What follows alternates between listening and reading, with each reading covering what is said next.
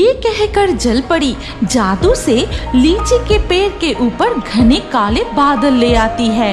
फिर काफी तेज मूसलाधार बारिश शुरू हो जाती है। अरे इस बारिश में तो मेरी पंख भीग गए। अब तो मैं उड़कर भाग भी नहीं पाऊंगा। स्वर्ण जलपरी, ये लो, ये 2 फलों के बीज तुम अपने साथ ले जाओ और तुम्हारे जल राज्य के पास नदी किनारे इन बीजों को बो देना और इन्हीं से जादुई लीची और आम के पेड़ उगेंगे। लेकिन मेरी दी हुई शर्त कभी मत भूलना। ठीक है प्रकृति देवी, आपने जो कहा है मैं वही करूँगी। अब मैं चलती हूँ। ये कहकर स्वर्ण जलपरी पानी में डुबकी लगाकर आगे बढ़ने लगी। उनके नीले जल राज्य के पास एक नदी किनारे पानी लीची और आम के पेड़ लगाने के लिए बिल्कुल आदर्श है। मैं यही इन बीजों को बो देती हूँ। जलपरी नदी किनारे जाकर दोनों बीज मिट्टी में बो देती है। फिर वो नीले सागर राज्य में लौट जाती है। इसके बाद कई साल बीत जाते हैं। अब तक तो जादुई लीची और जादुई आम के पेड़ बड़े हो गए होंगे और उनमें फल आने का समय भी हो गया। चलो मैं अपने लीची के बाग में जाती हूँ। स्वर्ण जलपरी नीले सागर में तैरते हुए नदी किनारे पहुँचती है। अरे वाह, लीची के पेड़ और आम के पेड़ में कितने सारे फल लगे हैं, कितने सुंदर लग रहे हैं। जलपरी के लीची के पेड़ में बहुत सारी लीचियाँ लगी थी। तभी जलपरी देखती है कि उसके पेड़ पर कुछ तोते बैठे लीचियाँ खा रहे हैं और ये जाती है। हे, हुश हुश, भाग जा, मेरे पेड़ से भाग जा, नहीं तो मैं तुम सबको पकड़कर बंदी बना लूंगी। इस तरह स्वर्ण जलपरी तोतों को लीची और आम के पेड़ से भगा देती है। उफ, मैं क्या करूं इस जंगल के पंछियों से? मैं अपनी लीचियों को कैसे बचाऊं? हाँ, एक विचार आया है। मैं पेड़ों की लीचियों और आमों को गिनकर रखती हूँ। अगर कोई पंछी चुरा कर खाएगा तो मुझे पता चल जाएगा। स्वर्ण जलपरी अपने पेड़ की लीचियाँ और आम गिनने लगती है। गिनती पूरी होने के बाद बस और कुछ दिन बाद ये लीचियाँ और आम पूरी तरह पक जाएंगे। तब मैं इन्हें तोड़कर जल राज्य ले जाऊंगी। चलो अब मुझे अपने जल राज्य लौटने का समय हो गया है। कल सुबह फिर आकर पहरा देना होगा। ये कहकर स्वर्ण जलपरी पानी में डुबकी लगाकर चली जाती है। तभी वहाँ से कालू कौवा उड़ता हुआ जा रहा था। अरे वाह, लीची और आम का बाग है, मैंने पहले कभी नहीं देखा। मैं जाकर लीची के पेड़ पर बैठता हूँ। कालू कौवा जाकर लीची के पेड़ पर बैठ जाता है। फिर वो एक लीची तोड़कर मजे से खाने लगता है। ओह, कितनी सुंदर, कितनी स्वादिष्ट। ये रसीले लीची खाकर मेरा मन भर गया। एक गुच्छा लीची मैं अपनी पत्नी मीनू कौवा के लिए ले जाता हूँ, वो खाकर खुश हो जाएगी।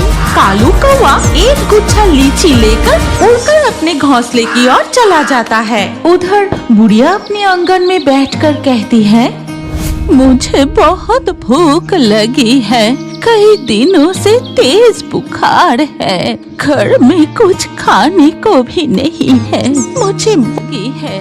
इस बुढ़िया के घर के आंगन में एक पेड़ पर टूनी चिड़िया ने घोंसला बनाया था और पास के दूसरे पेड़ पर कालू कौवा और मीनू कौवा रहते थे। इस बुढ़िया की तकलीफ देखकर टूनी चिड़िया उड़कर उसके पास जाती है। क्या तुम्हें बहुत भूख लगी है बूढ़ी अम्मा? तुम चिंता मत करो, मैं तुम्हारे लिए कुछ न कुछ खाने का इंतजाम जरूर करूंगी। तभी टूनी देखती है कि उसका पड़ोसी कालू कौवा एक गुच्छा लीची लेकर अपने घोंसले में आता है। ये देखो मीनू, तुम्हारे लिए मैं क्या लाया हूँ, मीठे रसीली पकी हुई लीची। एक बार खाकर तो देखो, तुम्हारा मन खुश हो जाएगा। ऐसा क्या? तो फिर अभी खाकर देखती हूँ। कालू कौवा की पत्नी मीनू कौवा लीची खाते ही, वाह, कितनी सुंदर लीची है, कितनी मीठी। ये देख टूनी चिड़िया उनके घोंसले के पास बैठती है और कहती है, अरे कौवा भैया, तुम्हें ये लीची कहाँ से मिली? देखो ना, बूढ़ी अम्मा को बहुत भूख लगी है, मुझे बताओ ना, ये लीची तुम्हें कहाँ से लीची कहाँ से मिली? अरे वो जंगल की एक पेड़ से मिली। हाँ, तुम टूनी को लीची का पता बिल्कुल मत बताना। वो लीची सिर्फ मेरे लिए लाना और किसी को मत बताना। बताओ ना कालू कौवा, बुढ़िया को बहुत तेज बुखार है, घर में खाने को कुछ भी नहीं है। मैं सिर्फ बुढ़िया अम्मा के लिए लाऊंगी। नहीं नहीं नहीं नहीं नहीं, मैं नहीं बताऊंगा। तुम कोई दूसरा फल ढूंढ कर लाओ। कौवे की बहुत दुखी हो जाती है। फिर वो खाने की तलाश में उड़ जाती है। इधर उधर बहुत कोशिश करने के बाद अचानक उसे नदी किनारे एक लीची से भरा पेड़ दिखाई देता है। वहाँ तो एक लीची का पेड़ दिखाई दे रहा है, मैं जल्दी जाती हूँ। फिर टूनी चिड़िया अपनी चोंच में एक गुच्छा लीची लेकर बुढ़िया के पास लौट आती है। बुढ़ी अम्मा, ये लो, तुम्हारे लिए लाल लाल लीची लाई हूँ। आज लीची खा लो, कल तुम्हारे लिए कुछ आम लेकर आऊंगी। मेरी प्यारी टूनी, तू मेरा कितना ख्याल रखती है। अच्छा, यहाँ से 2 लीचियाँ तू भी खा ले। ठीक है बुढ़ी अम्मा। फिर टूनी 2 लीचियाँ लेकर अपने घोंसले में लौट जाती है। इसके बाद धीरे धीरे रात हो जाती है। अगले दिन सुबह होते ही स्वर्ण जलपरी अपने लीची के बाग के पास वाली नदी से बाहर निकलती है। अरे वाह, इन लाल लाल लीचियों को देखकर मेरा मन खुशी से भर जाता है। अब मैं जल्दी से लीचियाँ गिन कर देखती हूँ। ये कहकर स्वर्ण जलपरी अपने पेड़ की लीचियाँ गिनने लगती है और गिनती खत्म होते ही अरे पेड़ में तो 2 गुच्छे लीची कम है। जरूर किसी पंछी ने चोरी करके खाई है। आज मैं पूरा दिन पहरा दूंगी, देखती हूँ कौन लीची चुराने आता है। उधर तब टूनी चिड़िया अपने घोंसले से बुढ़िया से कहती है, सुनो बुढ़ी अम्मा, आज तुम्हारे लिए मैं पके हुए आम ले आऊंगी। ठीक है, अब मैं चलती हूँ। फिर टूनी चिड़िया उड़ जाती है और ये देख कालू कौवा की पत्नी मीनू कौवा कहती है, ए जी, वो टूनी चिड़िया क्या बुढ़िया के लिए पक्के आम लाने वाली है? कहीं उसे उस लीची और आम के बाग का पता तो नहीं चल गया?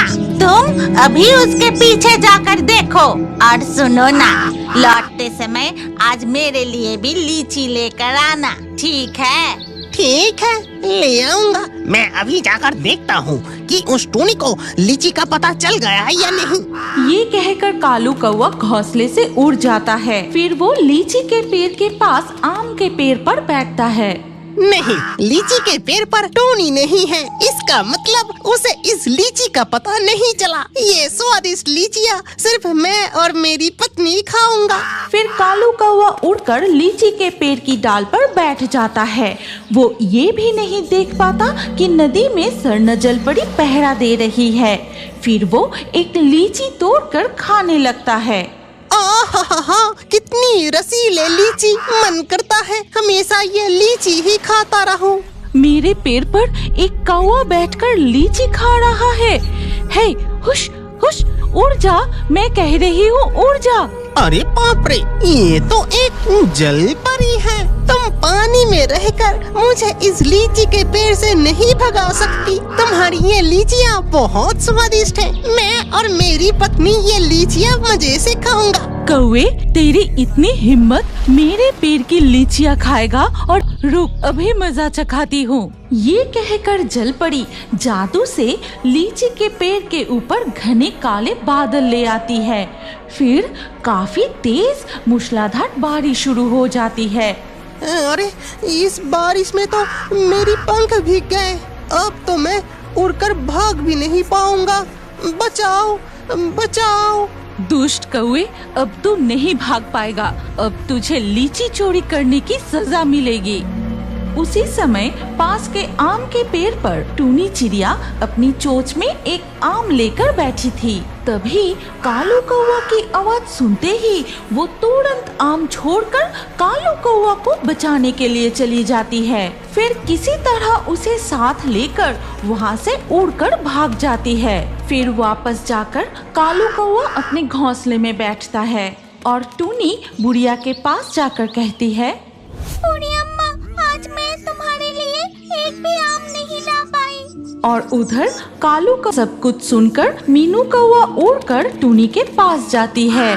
मुझसे बहुत बड़ी गलती हो गई टूनी चिड़िया, मैं तुमसे जलती थी, लेकिन आज तुमने अपने मुंह का फल छोड़कर मेरे पति की जान बचाई है, मुझे माफ कर दो। मुसीबत के वक्त एक दूसरे को मदद करना ही हमारा सबसे बड़ा कर्तव्य है, मैंने वही किया।